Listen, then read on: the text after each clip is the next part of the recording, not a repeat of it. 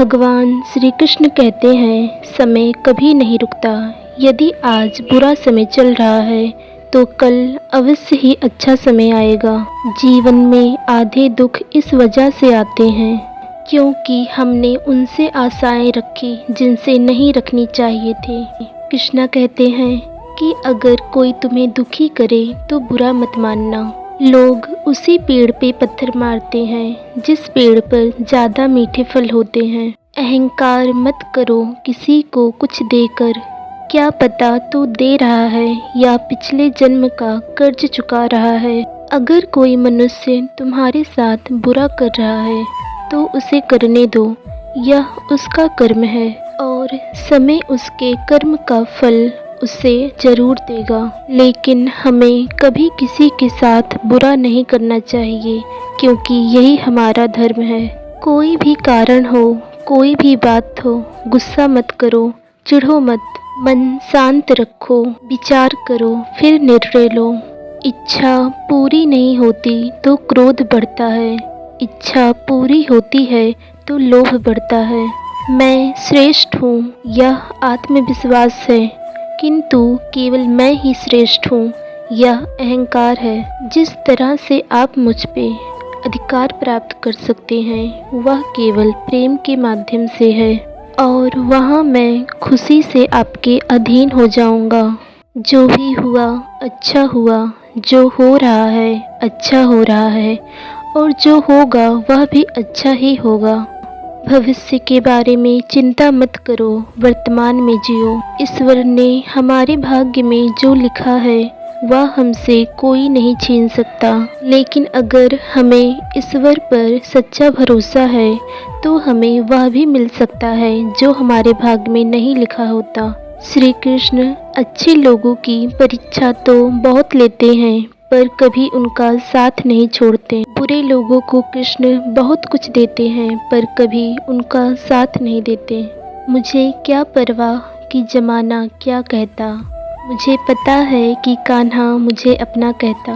यह सच बात है कि भूल करके इंसान कुछ सीखता है, किंतु इसका यह मतलब नहीं कि वह जीवन भर भूल करता रहे और कहे मैं तो सीख रहा हूँ। इंसान जीवन में गलतियाँ करके उतना दुखी नहीं होता जितना बार बार उन गलतियों को सोच के होता है। जीवन के बदल जाने में कभी भी वक्त नहीं लगता, कभी कभी वक्त बदल जाने में पूरा जीवन लग जाता है। अपने किसी खास से धोखा खाने के बाद लोग किसी पर भी पूरी तरह से विश्वास नहीं कर पाते। अधिक प्रेम भी व्यक्ति को बुद्धिहीन कर देता है। ऊपर वाले की न्याय की चक्की धीरे जरूर चलती है पर याद रखना यह पीसती बहुत अच्छे से है। सदैव संदेह करने वाले व्यक्ति के लिए खुशी न इस लोक में है न ही कहीं और।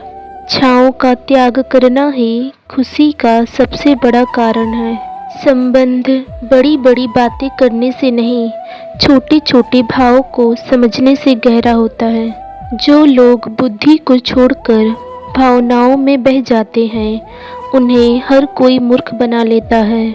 जो व्यक्ति अपनी गलतियों के लिए स्वयं से लड़ता है उसे कोई भी हरा नहीं सकता। ना हार चाहिए ना जीत चाहिए। जीवन में सफलता के लिए परिवार और कुछ अच्छे मित्र का साथ चाहिए।